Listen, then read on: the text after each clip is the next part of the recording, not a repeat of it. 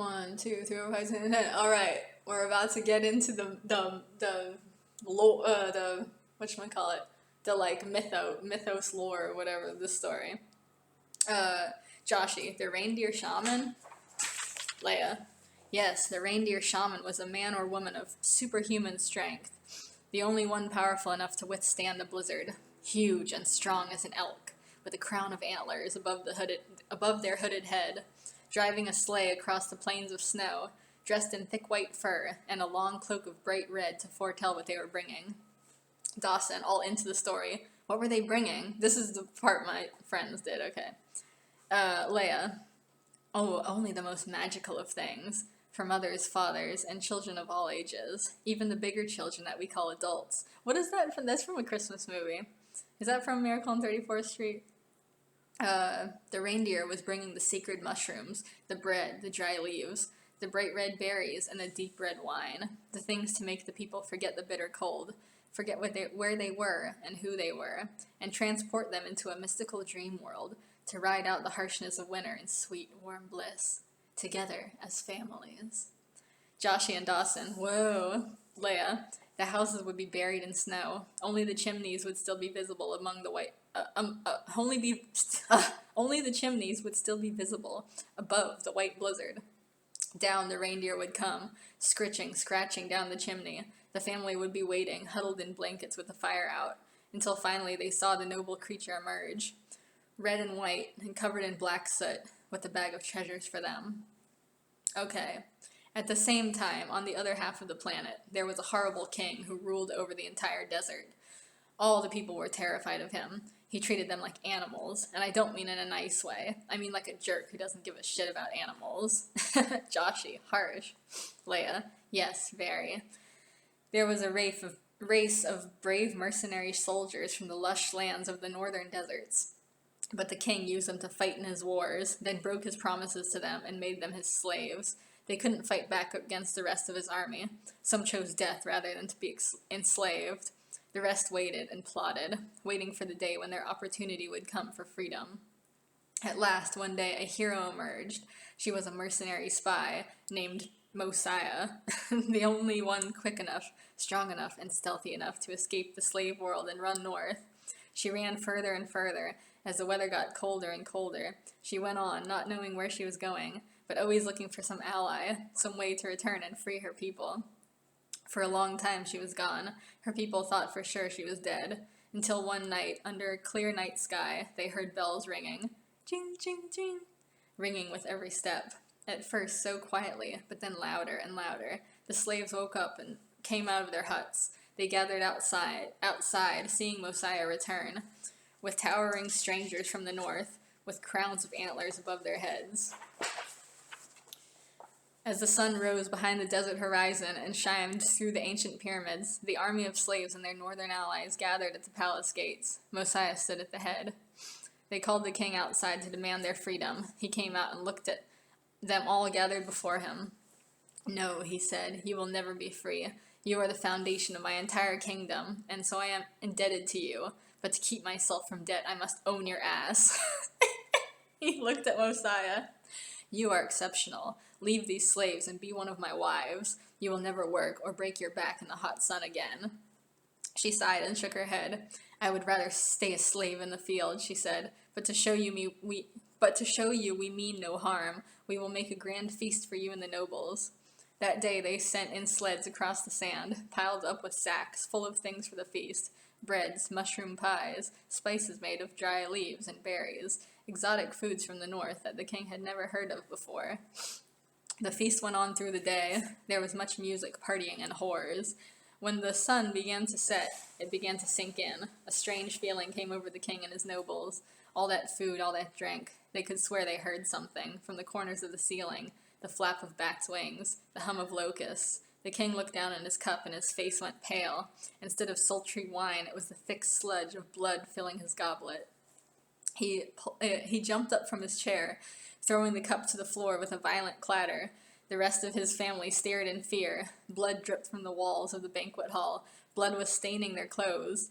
On the plates that were supposed to hold food, now it was a wriggling mass of squirming insects flailing their stringy legs. "What evil magic is this?" they cried. "Damn you, sorcerers from the north, damn you!" Nobles and their families ran screaming from the palace of nightmares. Some huddled in the corner, shivering, feeling their bodies grow cold as frost. Others clawed at themselves in fright, feeling their smooth skin become a mess of wretched boils. Rats and frogs spilled out of the doorways and scampered down the halls around the people's feet. The faces of bizarre beasts peered out at them from the shadows, and they recoiled in terror. The king went running for his firstborn son, convinced that a terrible horror was coming to steal his child away to hell. As the entire palace raged in madness, the slaves and their allies ran from the place, streaming out into the sand, cheering in victory as they raced off to freedom. They buckled the king's best horses to the sleds and took 100 more for the slaves to ride. Then they rode back towards the north. They settled in the lush area between the desert and the tundra, and they lived for thousands of years, growing into the noble and peaceful people of Algernon that we know today. Well, until the planet was destroyed, you know. That's why we celebrate our Algernonian heritage to this very day. The end. Joshie and Dawson just sit there in stunned silence, soaking up the epic tale.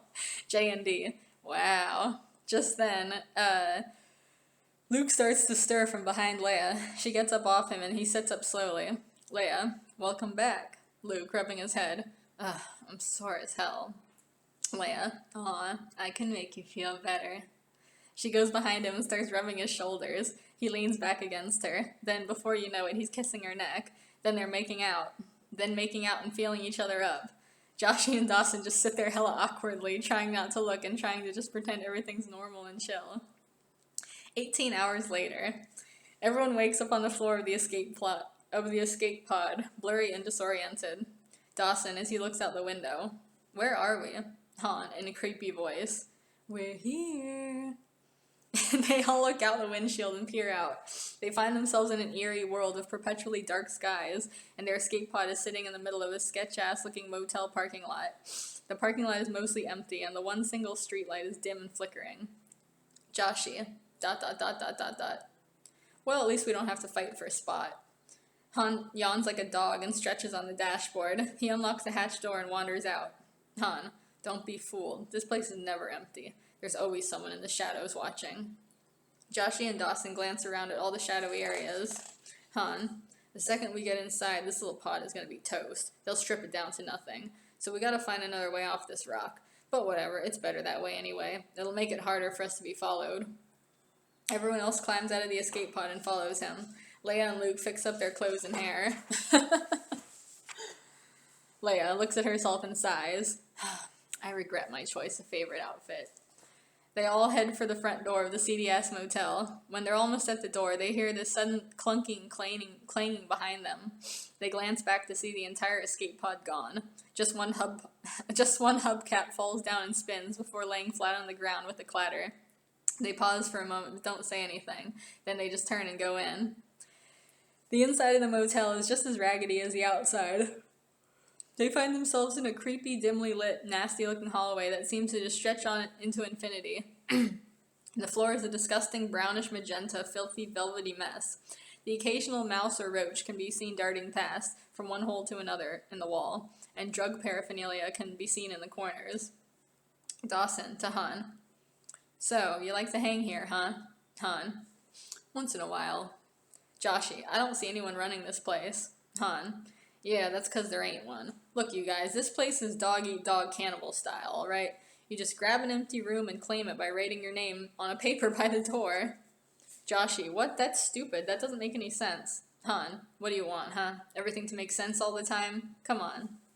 He motions to them to follow him down the hallway, to the eerie squeaking of rats in the background. He tries a bunch of different doors, finding them all locked. All they hear is the muffled sounds of people arguing or watching TV in their rooms. Finally, they come upon an unlocked door. The door slowly creaks open. They all look into the ratty motel room cautiously, with their heads lined up and down the wall, totem poles. Oh, wait, let me read this over again. Finally, they come upon an unlocked door. The door slowly creaks open. They all look into the ratty motel room cautiously, with their heads lined up and down the wall, totem pole cartoon style, as they peek from around the corner. Dawson flicks the light on. The room illuminates, showing a sloppy bed and a floor that's covered in empty cigarette boxes and old wet newspaper. Han. Perfect. Leia rolls her eyes. Yeah, what a dreamland. They go in and start reluctantly cleaning up the floor, putting all the garbage in a random wastebasket that just happens to be there. Joshie, trying to shut the window but can't. It's stuck. We're gonna freeze all night. Luke. And there's something under the bed, he whispers. I think it's the boogeyman. Han. You guys are all fucking wimps, you know that? I'll show you how to live in a place like this, but first we gotta claim it. He picks up a randomly placed post-it pad and pen and writes H Solo on one of the post-its before sticking it to the outside of the door. Luke. Your real name, huh? You sure that's a smart idea? Han. Whatever, that's important for when the red shirts get here. Everyone else. Red shirts? Han. Yeah, what do you think? This is the end of the story or something? Dawson. I thought you said they were off our trail. Han. Yeah, temporarily, until they track the fragments of their escape pod here.